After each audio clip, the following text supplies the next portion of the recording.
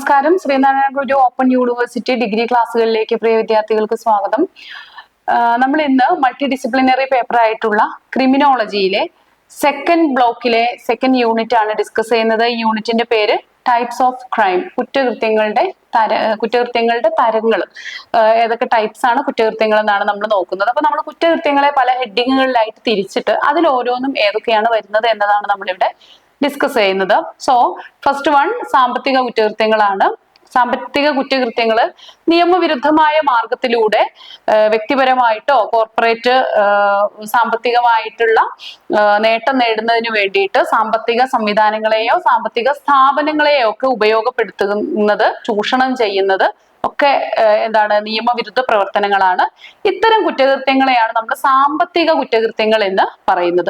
അപ്പൊ അത് അനധികൃതമായിട്ട് ഫണ്ടുകൾ ഉപയോഗിക്കുന്നത്, അത് ഫണ്ടുകൾ വഴി വരുന്ന പണം വ്യക്തിഗത ആവശ്യങ്ങൾക്ക് വേണ്ടി ഉപയോഗിക്കുന്നത്, കോർപ്പറേറ്റ് സാമ്പത്തിക നേട്ടം കൈവരിക്കാൻ വേണ്ടിയിട്ട് കള്ളപ്പണം വെളുപ്പിക്കുന്നത്, അതുപോലെ ഇൻസൈഡർ ട്രേഡിങ്, വഞ്ചന, ട്രച്ചറി, സൈബർ കുറ്റകൃത്യങ്ങള്, കൈക്കൂലി, ഇതെല്ലാം തന്നെ സാമ്പത്തിക കുറ്റകൃത്യത്തിന്റെ പരിധിയിലാണ് വരുന്നത്. അപ്പൊ ഇത്തരം കുറ്റകൃത്യങ്ങള് വ്യക്തികൾക്കും ബിസിനസ്സുകാർക്കും അതുപോലെ സമ്പദ് വ്യവസ്ഥയ്ക്കും ഒക്കെ തന്നെ ദോഷം വരുത്തുന്നതാണ് ഇത്തരം സാമ്പത്തിക കുറ്റകൃത്യങ്ങൾ. ഇനി കള്ളപ്പണം വെളുപ്പിക്കുക, ഇൻസൈഡർ ട്രേഡിങ്, സൈബർ കുറ്റകൃത്യം, വഞ്ചന, അപഹരണം തുടങ്ങിയ പല രൂപത്തിലുള്ള സാമ്പത്തിക കുറ്റകൃത്യങ്ങൾ ഉണ്ട്. ഇനി നമ്മൾ നോക്കുന്നത് വയലന്റ് ക്രൈംസ് എന്തൊക്കെയാണെന്നും അതിന്റെ Indian penal code provisions for violence crimes, അതായത് ഇന്ത്യൻ പീനൽ കോഡ് IPC പ്രകാരം വയലന്റ് ക്രൈംസിന് നൽകുന്ന പ്രൊവിഷൻസ്, പണിഷ്മെന്റിന്റെ പ്രൊവിഷൻസ് എന്തൊക്കെയാണെന്നുള്ളതാണ് നമ്മൾ നോക്കുന്നത്. വയലന്റ് ക്രൈംസ് എന്ന് പറഞ്ഞാൽ എന്താണ്? ഹിംസാത്മകമായിട്ടുള്ള കുറ്റകൃത്യങ്ങളാണല്ലോ. അപ്പൊ നമ്മൾ ആദ്യമായിട്ട് എന്താണ് വയലന്റ് ക്രൈം എന്ന് നോക്കാം. ഒരു വ്യക്തിയുടെ ജീവനും അല്ലെങ്കിൽ ശരീരത്തിനും ഒക്കെ നേരിട്ട് അപകടം സൃഷ്ടിക്കുന്ന തരത്തിലുള്ള കുറ്റകൃത്യങ്ങളെയാണ് നമ്മൾ ഹിംസാത്മക കുറ്റകൃത്യങ്ങൾ അല്ലെങ്കിൽ വയലന്റ് ക്രൈംസ് എന്ന് പറയുന്നത്. അപ്പൊ ഈ ഹിംസാത്മക കുറ്റകൃത്യങ്ങളുടെ നേച്ചർ, സ്വഭാവം എന്താണെന്ന് നോക്കാം. വ്യക്തിയുടെ ശരീരത്തിനോ ജീവനോ ഒക്കെ നേരെയുള്ള ആക്രമണത്തെയാണ് നമ്മൾ വയലന്റ് ക്രൈംസ് എന്ന് പറയുക. ഇത് ഉദ്ദേശപൂർവമായിട്ടും ഇനി ബോധപൂർവം അല്ലാതെയും ഒക്കെ ഇത്തരം വയലന്റ് ക്രൈംസ് നടത്തും. സമൂഹത്തിൽ ഒരു ഭയവും അനിശ്ചിതത്വവും ഒക്കെ സൃഷ്ടിക്കുന്നത് ാണ് ഈ വയലന്റ് ക്രൈംസ് എന്ന് പറയുന്നത്. ഇത് ഭൗതികമായിട്ടും മാനസിക ശാരീരിക പീഡനങ്ങളൊക്കെ ഇതില് വരുന്നുണ്ട്. ഇനി പ്രധാനപ്പെട്ട വയലന്റ് ക്രൈംസ് ഏതൊക്കെയാണെന്ന് നോക്കാം. ഒന്നാമത്തേത് മർഡർ ആണ്. നമ്മൾ ഒരു പ്രീവിയസ് ക്ലാസ്സിൽ നമ്മൾ ഇത്തരം ക്രൈംസ് ഒക്കെ ഡിസ്കസ് ചെയ്തിട്ടുണ്ട്. അപ്പൊ അതിന്റെ ഒരു തരം തിരിച്ചിട്ടുള്ള ഒരു പഠനമാണ് ഈ ഒരു യൂണിറ്റിൽ നമ്മൾ നടത്തുന്നത്. അപ്പൊ ഒന്നാമത്തേത് മർഡർ ആണ്, ബോധപൂർവമുള്ള നരഹത്യ. അതുപോലെ തന്നെ മറ്റൊന്ന് ബലാത്സംഗമാണ്, സ്ത്രീകൾക്കെതിരായിട്ടുള്ള ലൈംഗിക ആക്രമണം. ആസിഡ് അറ്റാക്ക് മറ്റൊരു വയലന്റ് ക്രൈം ആണ്. ആസിഡ് അറ്റാക്ക് എന്ന് പറയുന്ന ശരീരത്തില് പൊള്ളലേൽക്കുന്ന വിധത്തില് ആസിഡ് ഉപയോഗിച്ചിട്ട് ആക്രമിക്കുന്നത് ആസിഡ് അറ്റാക്ക് ആണ്. അതുപോലെ തന്നെ ശരീരത്തെ ഹേർട്ട് ചെയ്യുന്ന, മുറിവുപ്പെടുത്തുന്ന രീതിയിൽ മറ്റു വ്യക്തികൾക്ക് ശരീരത്തില് ദോഷം വരുന്ന രീതിയിൽ മുറിവേൽപ്പിക്കുക, അത് കുറ്റകൃത്യമാണ്. മറ്റൊന്നാണ് ആത്മഹത്യാ പ്രേരണ, അബറ്റ്മെന്റ് ടു സൂയിസൈഡ് എന്ന് പറയുന്നത്. വ്യക്തിയെ നേരിട്ട് കൊല്ലുന്നതിന് പകരം ആ വ്യക്തിയെ കൊണ്ട് തന്നെ സ്വയം മരിക്കാൻ പ്രേരിപ്പിക്കുക, അതാണ് ആത്മഹത്യാ പ്രേരണ. ഇനി കലാപവും ഒരു കൂട്ടഹത്യയൊക്കെ നടത്തുക, അതായത് റൈറ്റിംഗ് നടത്തുക എന്നുള്ളത് ആക്രമണം, ഇത് എന്താണ്? ഒരു കുറ്റകൃത്യമാണ്. ഇനി ആയുധങ്ങൾ ഉപയോഗിച്ച് വെട്ടി പരിക്കേൽപ്പിക്കുക, കുത്തി പരിക്കേൽപ്പിക്കുക, ഇതൊക്കെ തന്നെ വയലന്റ് ക്രൈംസിന്റെ പരിധിയിൽ വരുന്നുണ്ട്. ഇനി ഭാരതീയ നിയമ സംഹിത 2023 പ്രകാരമുള്ള പ്രധാനപ്പെട്ട വകുപ്പുകൾ നമുക്ക് നോക്കാം. ഒന്നാമത്തേത് സെക്ഷൻ 302 പ്രകാരം മർഡർ ആണ്. ജീവൻ കൈവശപ്പെടുത്തുന്ന വിധത്തില് അപകടം വരുത്തുന്ന വിധത്തില് ഉദ്ദേശപൂർവം ഇങ്ങനെ ഭംഗം വരുത്തുന്നതാണ് മർഡർ. സെക്ഷൻ 307 പ്രകാരം അറ്റംപ്റ്റ് ടു മർഡർ, അതായത് ജീവഹാനി വരുത്തണം എന്നുള്ള ഉദ്ദേശപ്രകാരം സെക്ഷൻ 320 അതുപോലെ 325 ഗുരുതരമായിട്ട് മുറിവേൽപ്പിക്കുന്നത്, സെക്ഷൻ 326A B എന്നിവ ആസിഡ് അറ്റാക്ക് മായി ബന്ധപ്പെട്ട പരിക്കുകൾ വരുത്തുന്നത്, ഇതൊക്കെയായിട്ട് ബന്ധപ്പെട്ടതാണ് ഈ മേൽ പറഞ്ഞിട്ടുള്ള സെക്ഷനുകൾ.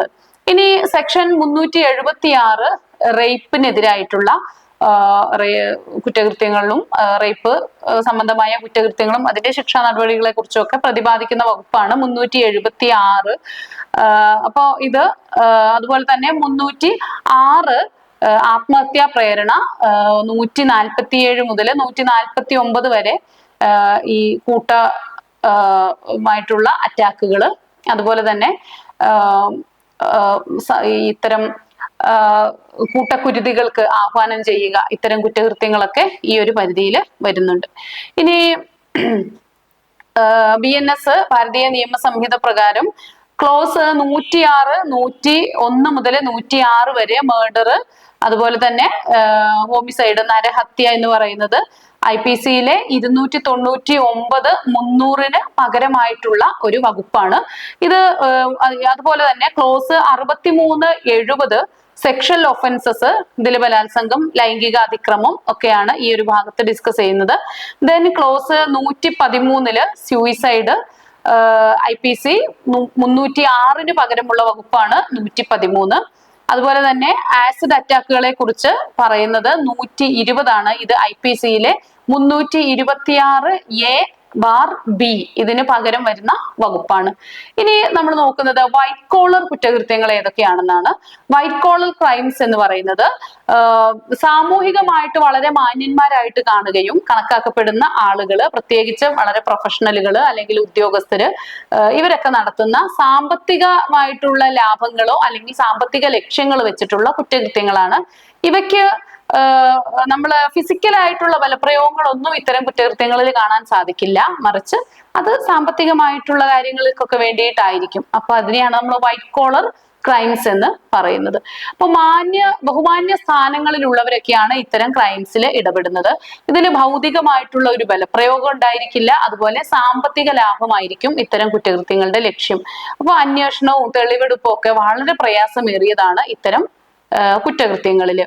ഇനി ഇതിന്റെ ഒരു എക്സാമ്പിൾ നോക്കിയാല് ഈ നികുതി വെട്ടിപ്പുകള്, അതുപോലെ പാസ്പോർട്ടും ആധാർ പോലെയുള്ള രേഖകളുടെയൊക്കെ വ്യാജ രേഖകൾ ചമയ്ക്കുന്നത്, ഫോർജറി അല്ലെ, കള്ള ഒപ്പിടുക, വ്യാജരേഖ ചമയ്ക്കുക, ഇത്തരം കാര്യങ്ങളൊക്കെയാണ്. ഓഹരി വിപണിയിൽ നടത്തുന്ന എന്തെങ്കിലുമൊക്കെ ഇത്തരം കള്ളത്തരങ്ങൾ നടത്തുന്നത്, ബാങ്ക് തട്ടിപ്പുകള്, ഇൻഷുറൻസ് തട്ടിപ്പുകള്, അതുപോലെ സർക്കാർ ഫണ്ടുകള് വഴിവിട്ട് ഉപയോഗിക്കുന്നത്, ഇതെല്ലാം ഇത്തരപ്പെട്ട വൈറ്റ് കോളർ കുറ്റകൃത്യങ്ങളാണ്, ക്രൈംസ് ആണ്.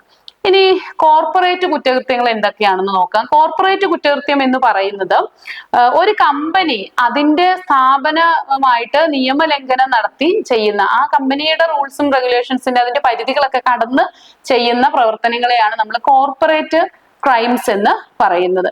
അപ്പൊ കമ്പനികൾക്ക് അമിതമായിട്ട് ലാഭേച്ഛയുടെ പുറത്ത് ചെയ്യുന്ന വഴിവിട്ട കാര്യങ്ങളാണ് കോർപ്പറേറ്റ് ക്രൈംസ് എന്ന് പറയുന്നത്. അപ്പൊ സ്ഥാപനത്തിന്റെ പേരിൽ നടക്കുന്ന കുറ്റകൃത്യം പലപ്പോഴും ആയിട്ടും വലിയ തോതിലുള്ള, വലിയ എമൗണ്ടിലുള്ള സാമ്പത്തിക വെട്ടിപ്പുകൾ, നികുതി വെട്ടിപ്പുകളൊക്കെ ആയിരിക്കും കോർപ്പറേറ്റ് ക്രൈംസിൽ വരുന്നത്. അപ്പൊ ഇതിൽ ചിലപ്പോൾ ഒരാളായിരിക്കില്ല ഇതിന്റെ കൾപ്രിറ്റ് എന്ന് പറയുന്നത്, കുറ്റവാളി എന്ന് പറയുന്നത്. ഗ്രൂപ്പ് ഓഫ് പീപ്പിൾ അല്ലെങ്കിൽ ഒരു പാനൽ ഓഫ് പീപ്പിൾ ഒക്കെ ആയിരിക്കും ഇതിന്റെ പിന്നിൽ വരുന്നത്. അപ്പൊ പൊതുജനങ്ങൾക്കും പരിസ്ഥിതിക്കും തൊഴിലാളികൾക്കും ഒക്കെ പ്രതികൂലമായിട്ടുള്ള പ്രശ്നങ്ങൾ ഇത്തരം കോർപ്പറേറ്റ് ക്രൈംസിൽ സംഭവിക്കാം. അത് വ്യാവസായിക മലിനീകരണം, തൊഴിലാളികളുടെ മേൽ ചൂഷണം, അതുപോലെ തന്നെ ഉപഭോക്താക്കളെ കബളിപ്പിക്കുക, മെയിൻ ആയിട്ടുള്ള ഒരു കാര്യമാണ് അല്ലെ, ഉപഭോക്താക്കളെ കബളിപ്പിക്കുക, ഇതെല്ലാം ഇത്തരം കേസുകളിൽ വരുന്നതാണ്. ഇനി നമ്മൾ നോക്കുന്നത് ഓർഗനൈസ്ഡ് ക്രൈംസ് ആണ്, അതായത് സംഘടിതമായിട്ടുള്ള കുറ്റകൃത്യങ്ങൾ. അപ്പൊ നിരവധി വ്യക്തികൾ ചേർന്നിട്ട് ദീർഘകാലമായിട്ട് പ്ലാൻ ചെയ്തിട്ട് ലാഭം നേടുന്നതിന് വേണ്ടിയിട്ട് നടത്തുന്ന അനധികൃതമായിട്ടുള്ള പ്രവർത്തനങ്ങളെയാണ് നമ്മൾ സംഘടിത കുറ്റകൃത്യങ്ങൾ എന്ന് പറയുന്നത്. അപ്പൊ ഇതിന്റെ പ്രധാന സവിശേഷത എന്ന് പറയുന്നത് ഒരു കൃത്യമായിട്ടൊരു സ്ട്രക്ചർ ഉള്ള ഒരു സംഘമായിരിക്കും ഇത്തരം ഒരു കുറ്റകൃത്യത്തിൽ ഏർപ്പെടുന്നത്. ഇതിന് ആ സംഘത്തിന് ഒരു ലീഡറും അയാളുടെ സബോർഡിനേറ്റ്സും ഉണ്ടായിരിക്കും. അതുപോലെ തന്നെ പെട്ടെന്ന് ഒരു ദിവസം ഒരു സുപ്രഭാതത്തിൽ ചെയ്യുന്ന ഒരു പ്രവർത്തനമൊന്നും ആയിരിക്കില്ല. അവർ വളരെ ഓർഗനൈസ്ഡ് ആയിരിക്കും, അവർ വളരെ പ്ലാൻ ചെയ്തിട്ടായിരിക്കും ഇത്തരം ഒരു ക്രൈം അവര് നടത്തുന്നത്. അപ്പോൾ നമുക്കിനി പ്രധാനപ്പെട്ട ഓർഗനൈസ്ഡ് ക്രൈംസ് ഏതൊക്കെയാണെന്ന് നോക്കാം. ഒന്നാമത്തേത് നാർക്കോട്ടിക്, അതുപോലെ ഡ്രഗ് സ്മഗ്ലിംഗ്, അങ്ങനെയുള്ള കുറ്റകൃത്യങ്ങൾ. ഇതൊന്നും ഒരൊറ്റ ആള് ചെയ്യുന്നതല്ല, ഗ്രൂപ്പ്, ഇതിന് പുറകിൽ ഒരു വലിയൊരു മാഫിയൊക്കെ ഉണ്ടായിരിക്കും. അതുപോലെ തന്നെ ഇവര് ഒരുപാട് നാളായിട്ട് പ്ലാൻ ചെയ്ത് വളരെ ഓർഗനൈസ്ഡ് ആയിട്ടാണ് ഇത്തരം കുറ്റകൃത്യങ്ങൾ നടത്തുന്നത്. മറ്റൊന്നാണ് മനുഷ്യക്കടത്ത്. അത് സ്ത്രീകളും കുട്ടികളൊക്കെ ഉൾപ്പെടുന്ന ആളുകളെ കച്ചവടം ചെയ്യുന്നത്, മനുഷ്യക്കടത്ത് നടത്തുന്നത്. ഇതുപോലെ ഒരു വലിയ സംഘം ആയിരിക്കും ഇത്തരം കുറ്റകൃത്യങ്ങൾക്ക് പുറകിൽ ഉണ്ടായിരിക്കുന്നത്. ഇനി ആയുധ വ്യാപാരം, അതുപോലെ ഈ ഫേക്ക് കറൻസി, കള്ളനോട്ട്, അതിന്റെ കള്ളനോട്ട് അടിച്ചിറക്കുന്നത്, അത് വിതരണം ചെയ്യുന്നത് എല്ലാം തന്നെ ഒരു വലിയ സംഘത്തിന്റെ മാഫിയ പ്രവർത്തനമായിരിക്കും. അതുപോലെ ഭൂമാഫിയ, പലതരത്തിലുള്ള മാഫിയകള്, മദ്യമാഫിയ, ഫിലിം ഇൻഡസ്ട്രിയിൽ ഒക്കെ ഇത്തരം മാഫിയകള് പ്രവർത്തിക്കുന്നുണ്ട്. ഇനി അഴിമതി, ഭീഷണി, കുടിയൊഴിപ്പിക്കല്, ഇതെല്ലാം തന്നെ ഇത്തരം ടെററിസം, ഭീകരവാദം ഒക്കെ ഇത്തരം ആക്രമണങ്ങളുടെ ഭാഗമാണ്, ഓർഗനൈസ്ഡ് ക്രൈമിന്റെ ഭാഗമാണ്. അതുപോലെ തന്നെ സൈബർ ക്രൈംസ്, സംഘടിതമായിട്ടുള്ള സൈബർ ക്രൈംസ് ഉണ്ട്. ഫിഷിംഗ്, ഹാക്കിംഗ്, ID തട്ടിപ്പ് തുടങ്ങിയവയൊക്കെ തന്നെ ഇതിന്റെ ഭാഗമായിട്ട് വരുന്നതാണ്.